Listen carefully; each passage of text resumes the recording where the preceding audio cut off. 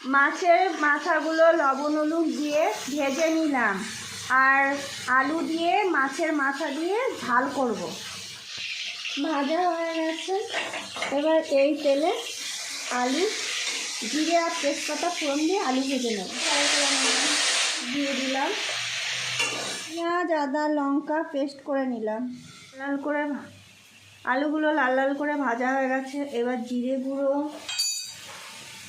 ধনে গুঁড়ো, লঙ্কার গুঁড়ো দিয়ে একটু নাড়াচাড়া করে নিলাম।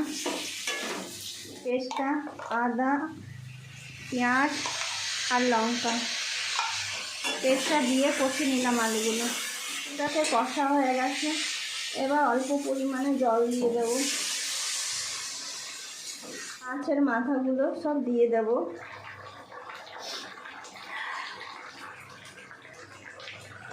হয়ে গেল আলু দিয়ে মাছের মাথার ঝাল।